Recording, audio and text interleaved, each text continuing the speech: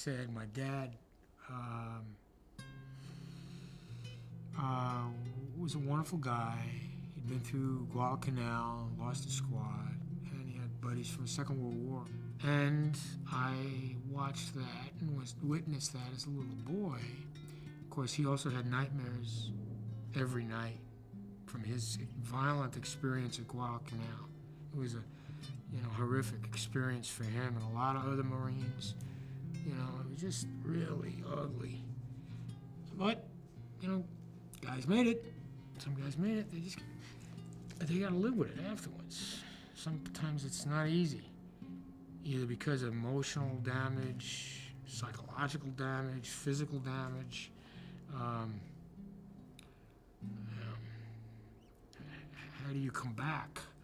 Listen, Steven, I'm gonna take you home. Oh, shit, Mike, you promised me. Come on, I don't fit. It's difficult sometimes to figure where political-oriented films, or whatever you want to call it, usually they wait like 10 years or whatever. I'm trying to think how would you look at a subject like that. They timed it so that it was right in tune with the that beginning of a transition from the war. And it took steps on film that I thought were very courageous and yet very, very important, because other than television exposure, which was traumatizing, this, I thought, through story and form, it brought people a lot closer to understanding, and accepting the war in Vietnam. Well, what's it like over there? Can you tell us anything? Fuck it. Every community went through changes. Friends of mine, my best friend was shot and killed at Kent State. Oh, there was this just repercussions. To Nick and Steve. To Nick and Steve. We met just the most incredible people while we were there, and we were introduced and brought into the community. It was days of shooting and partying. It was a sense of filming a wedding and having a wedding. It was under control, but it was also a lot of fun. It was organized party. We were singing, dancing, hanging out, hugging, meeting people, talking. Everybody was really enjoying themselves in the community. Everything was being supported by the people in the community. It definitely was not just a film company running the town. The town took over the film company.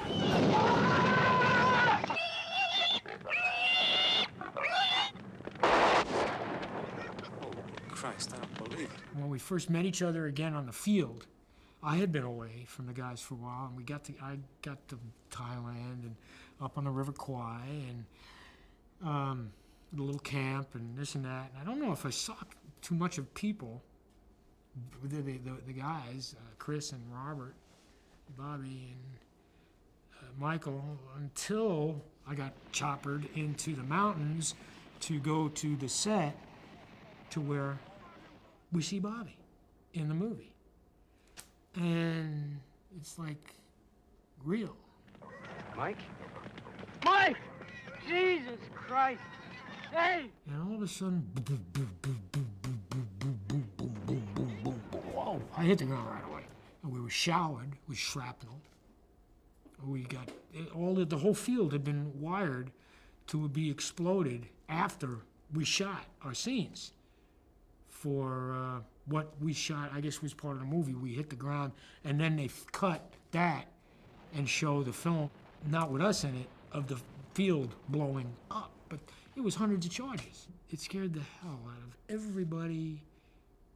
For a second, we were powerless over this, and stuff fell on everybody. Without our gear on, we might have gotten damaged, something, but phew. And then, oh, hi, Bobby, Wait, the goddamn, it don't work! Mike! Mike! Oh! Oh, God! I was having fun. I was excited. I was thrilled. I was scared. I was all right. I was okay, I'm okay. You know, it's gonna be all right.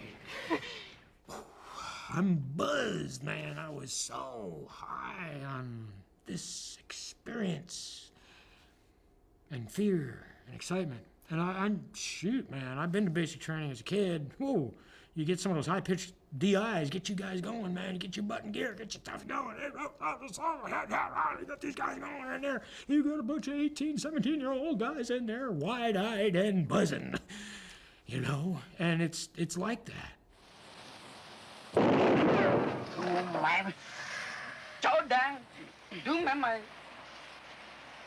Hey, kid.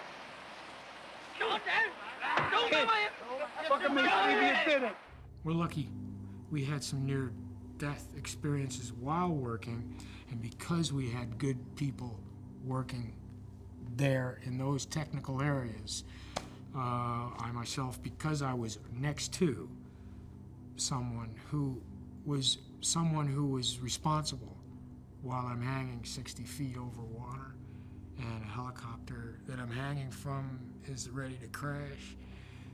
Because I had somebody next to me, whether he was mad at me because I was still in character or whatever, I followed direction at that point and did the best we could, and we were okay. Filming, going down the river, the log turned over once or twice, and a boat capsized with the camera in it, and it was rough water. And I didn't know about that. I was having fun. And the bridge was pretty unstable, and we got up on it and crawled up on it, and it almost was torn apart by that 2-ton log that caught on it briefly and ripped free. And then a helicopter came in, and it dipped and caught one end and slid under the other end of the on the other side of the cables that was holding the bridge. And you can see that on a take when Bobby and I are standing on the bridge and Chris has just gotten in. And whoa, you know, I remember seeing that. Both of us started screaming and pointing, and the helicopter pilot tried to back out or whatever, but it just went up, you know, and it pulled the bridge up and upside down. We both flipped over the other cable, and we're hanging from that cable. And in a matter of seconds, the chopper's blades were just tipping the edges of the cable that it had caught on and was pulling tight.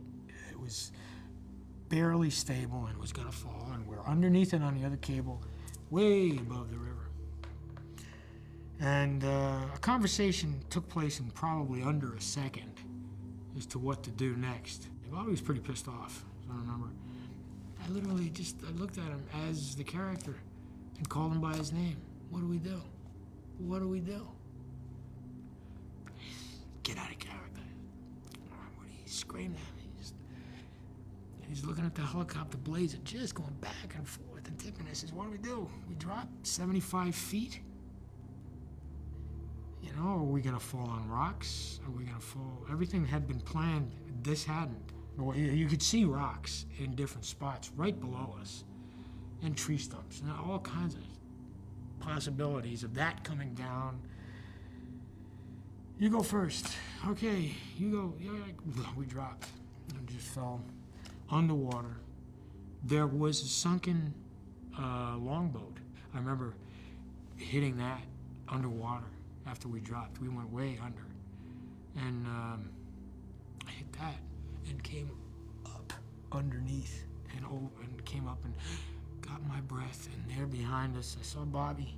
He'd gone ashore. He'd gotten his direction. He's yelling at me. And come over, come on.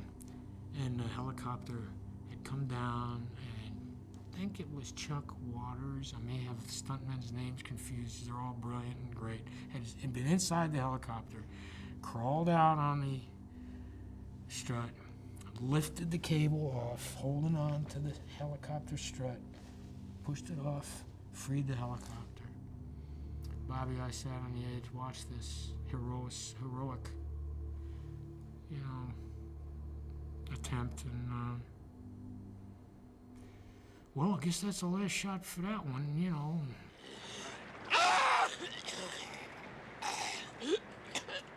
I remember Bobby picking me up out of the water when my legs were broken after I fell. This is an actor. And you saw my bone broken in my leg. I saw it too. I almost passed out. But he picked me up, put me over his shoulder. Now there's a hill they were gonna film me being carried, and they can only use that much.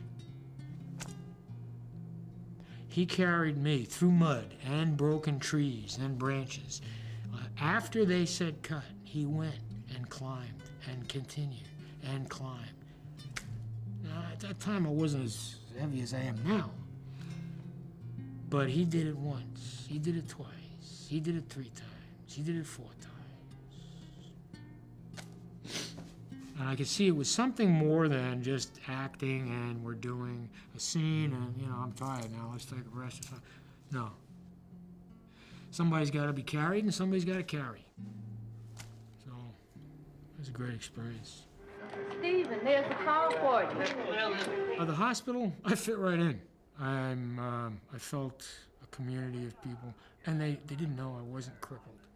I was in a wheelchair that was manufactured to look like I was crippled and lost my legs. And I adapted to that.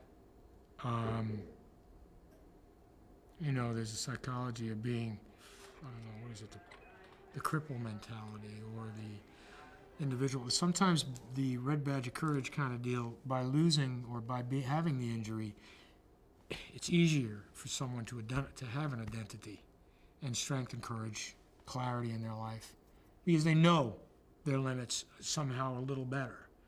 They know their boundaries. They're willing to extend themselves a little further. But the world outside sometimes was limited, was difficult.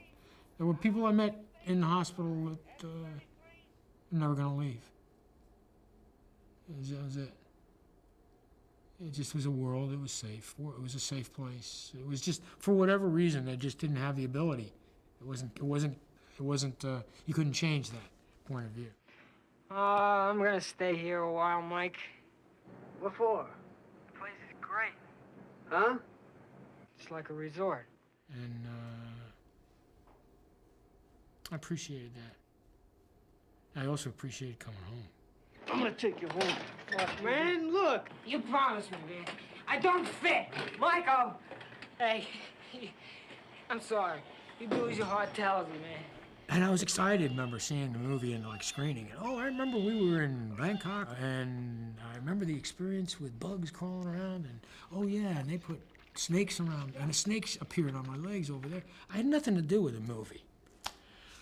And after the screening, I think we got invited either to John's house or the English producer with a beautiful wife from Southeast Asia.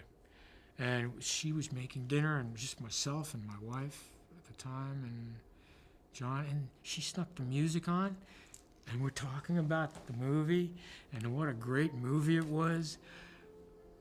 And I heard that music.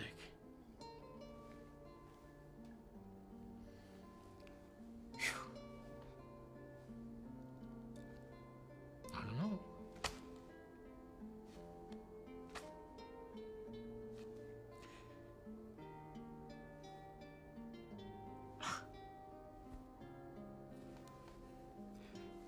I don't know.